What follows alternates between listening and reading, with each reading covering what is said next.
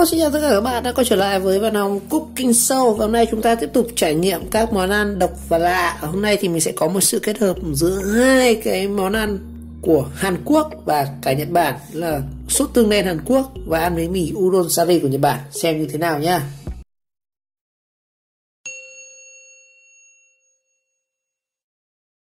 Rồi, đầu tiên thì mình có một cái gói tương đen ở Hàn Quốc, mua ở trên Shopee. Đây, mì này, mì tương đen China Bach Pinpet gì đấy. Cái này thì trước mình có làm review rồi, ăn tương đen, nhưng mà hồi đấy như ăn sai cách sao. Hôm nay thì mình sẽ có một cái ăn kiểu khác, ăn tiếng Hàn tôi chẳng hiểu gì. Ở đây thì mình có thêm một gói mì udon sari của Nhật Bản. Đấy, ăn tiếng Nhật thôi. Cái mì này thì mình mua ở chuỗi siêu thị của Yong Việt Nam. Ở đây là tiếng Nhật thôi. Đó, 530g cái gì đấy, không biết là tiếng Nhật. Cái sản xuất đây 6/11 này. Cái này hình như là sản xuất mùng 4 tháng 9 năm 20 nhá. Đó. Cái này thì xem nào. Thành phần nó tên là mì tươi udon sari, thành phần có bột lúa mì, tinh bột biển, dầu bắp, muối, chất điều chỉnh axit. Đây thông tin này, sợi mì có vị hơi chua là do dùng giấm để bảo quản. Điều này sẽ không làm biến chất sợi mì. Cái này nó cũng bị chua, chắc mình sẽ rửa qua nhé. Hướng dẫn sử dụng này: đun mì trong nước sôi 1 đến 2 phút, vớt ra dùng với mì udon và thưởng thức nấu hoặc là các cái ngấm súp.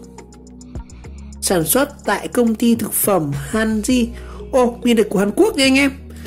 Như vậy là mì udon sari là của Hàn Quốc, thì ăn với cái sốt tương đen này quá đúng bài rồi. Ăn thử xem thế nào. Một gói này cũng khá là đắt đấy, chắc là cũng phải 30.000 hay sao. Hạn 7 tháng này. Rồi, bây giờ sẽ cắt ra ăn thử nhá. Rồi, cắt ra thử xem nó thế nào. Ở đây thì mình thấy kia có vị giấm, vị chua là do dùng giấm. Đấy. Hóa ra là mì của Hàn Quốc anh em, mình nhầm sang là tưởng mì của Nhật Bản. Cắt ra thử xem nào. Nó bên ngoài thì nó như giống cái sợi bún của Việt Nam thôi, giống cái sợi bún sợi to. Đây, cái này thực ra mình cũng chẳng phải cắt đâu, nó có hai cái đường gân này. Đấy. Ôi giời, tôi nghĩ là cắt ra cho nhanh thôi. Thực ra nó không có mùi chua gì đâu, thơm mà. Cái mùi như kiểu bánh đa ở Việt Nam mà khác gì đâu.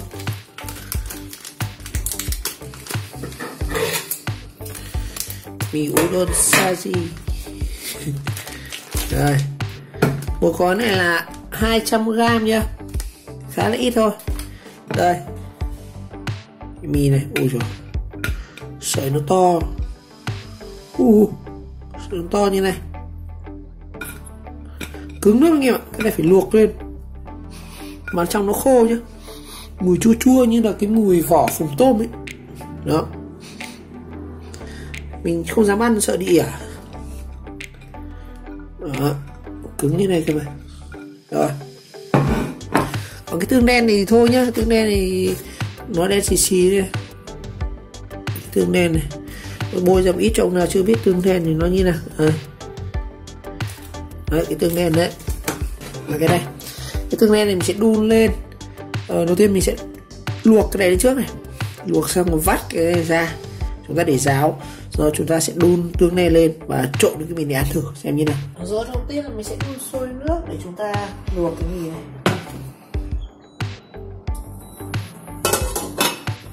Rồi, nước bắt đầu sôi rồi,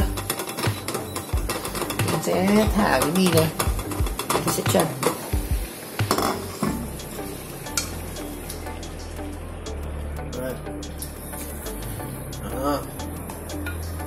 Đấy.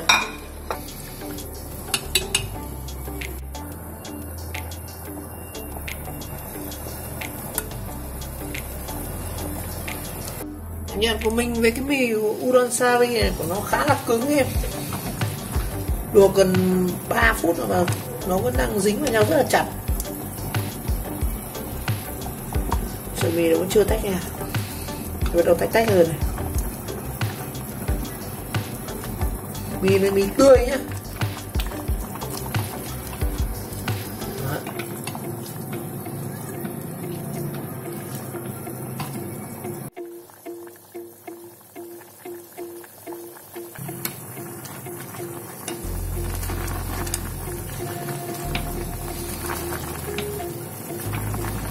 Ở trong này thì họ thấy họ ghi là đun trong vào từ 1 đến 2 phút, nhưng mà mình đun đây tầm phải 4 phút rồi.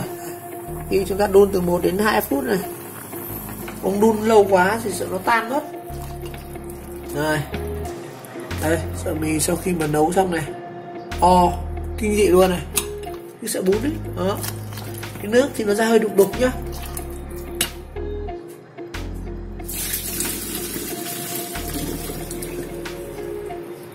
Đó.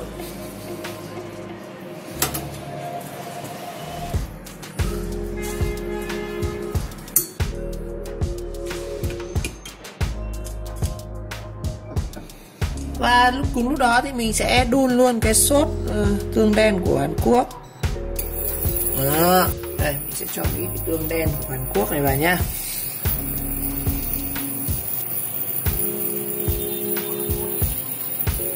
Rồi. Mình sẽ cho ở đây một chút nước nha.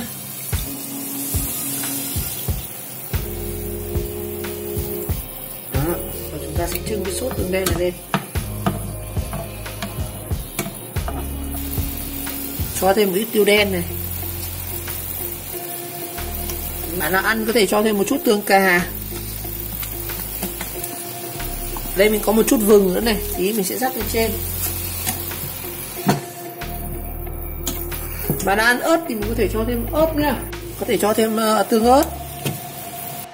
Rồi ở đây thì mình sẽ cho thêm một ít, cái này thì hơi đặc sản một chút, đó là mình sẽ cho thêm một ít tai lợn. Đây, cái tai lợn này. Đó.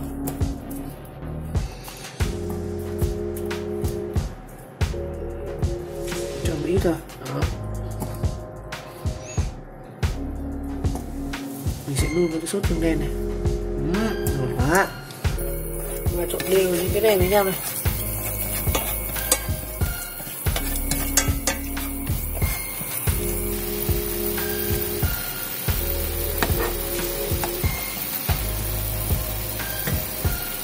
Rồi, sau đó thì mình sẽ cho cái sốt vào đây. Đây, sốt này vào.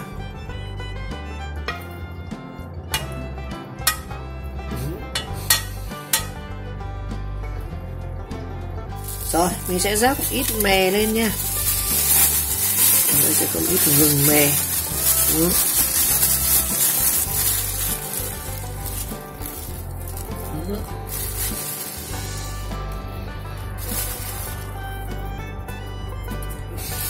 Rồi, đây là thành phẩm. Đó.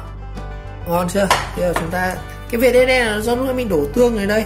Bây giờ chúng ta sẽ trộn đều cái này lên. Mì tương đen với đâu? Mì udon sari với sốt tương đen. Wow. Rồi giống mì đen Hàn Quốc quá.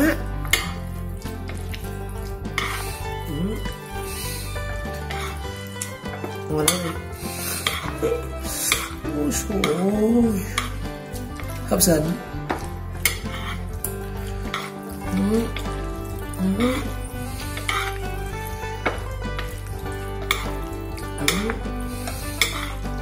Trộn đều lên nha. Ôi ngon. Rồi các bạn muốn ngon nữa thì mình rắc thêm một ít cái dầu vừng lên này. Nhìn hấp dẫn chưa? Ôi trời. Và bây giờ chúng ta sẽ thưởng thức cái mì tương đen này.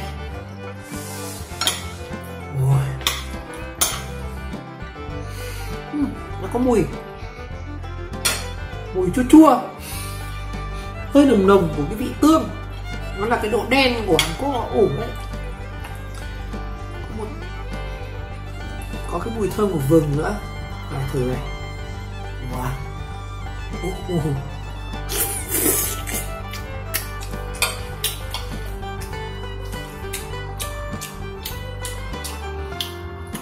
Cái mì ăn như sợi bún ấy, nhưng mà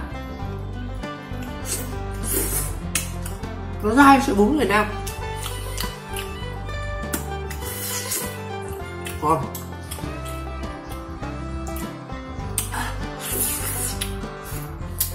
Mình thấy thiếu vị cay, mình sẽ cho thêm tương ớt. Hơi thiếu vị cay kìa. Cho luôn 2 lọ mới này.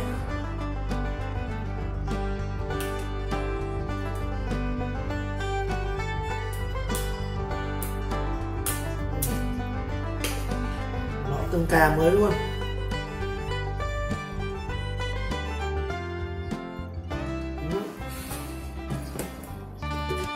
Mới phê được không?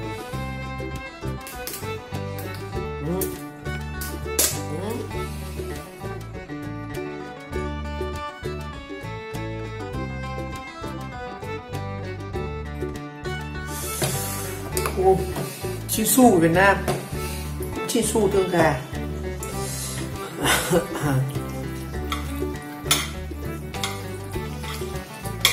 Thế hơi thiếu vị cay.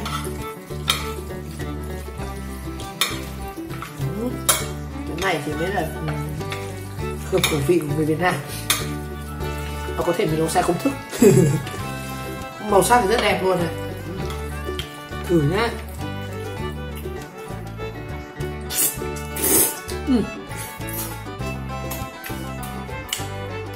Cho cái tương ớt vào hợp. Nó phải cái cay nhãn nó sướng này.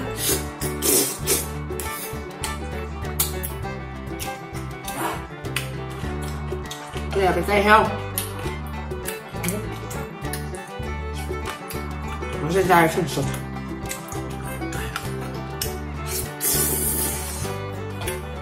Ngon quá.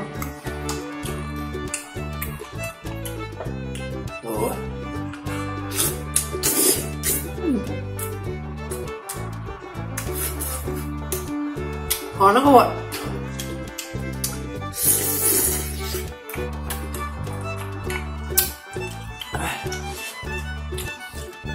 Đây là cái tay heo.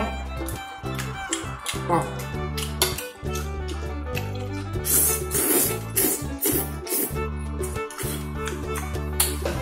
Ngon quá.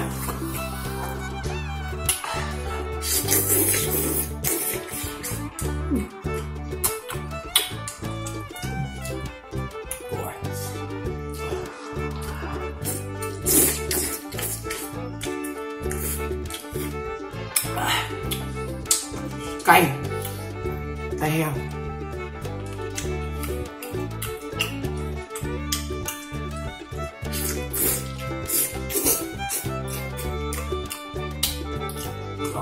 Quá đã luôn.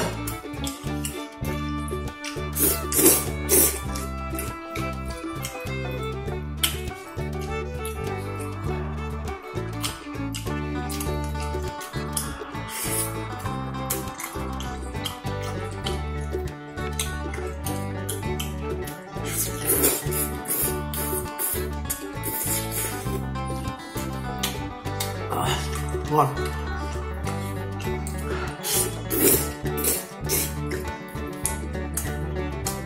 Gói này 2 lạng nó ăn cũng nhiều phết.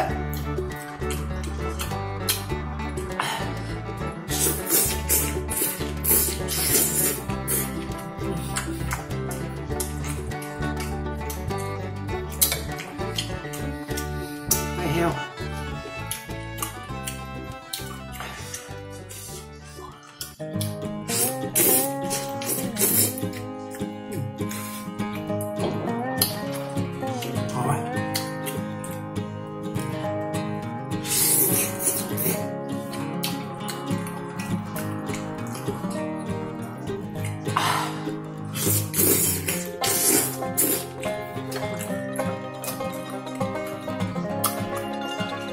Ăn tay heo rất là hợp, nó dai dai.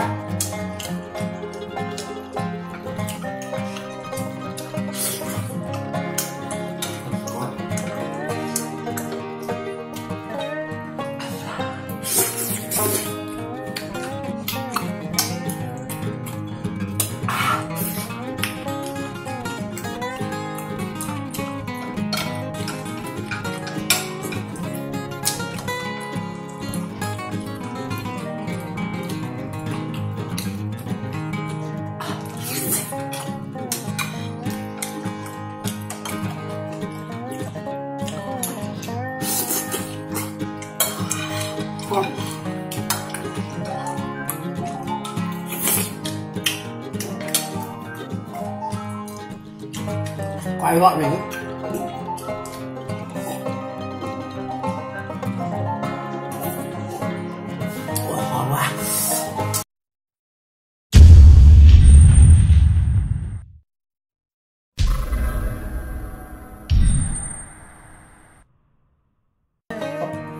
Rồi như vậy ngày hôm nay thì chúng ta vừa trải nghiệm xong món mì udon sari với sốt tương đen của Hàn Quốc, nấu theo kiểu phong cách của Văn Hóng. Ngon lắm ạ. Mình nghĩ rằng đây là một cái món ăn rất là đặc trưng của văn hóa Hàn Quốc. Cũng như mình có thể kết hợp với các cái gia vị của Việt Nam như là tương ớt, tương cà Chinsu này, tương ớt Chinsu hay là cái nem tai, ăn rất là ngon. Và mình hy vọng rằng các bạn có thời gian thì mình có thể nấu thử món này ăn tại nhà xem nó như thế nào. Rồi một lần nữa cảm ơn các bạn đã theo dõi video clip, và nếu thấy video hay vậy thì các bạn nhớ like, subscribe của kênh để chờ đón các video tiếp theo. Chúng ta sẽ có những trải nghiệm các món khác.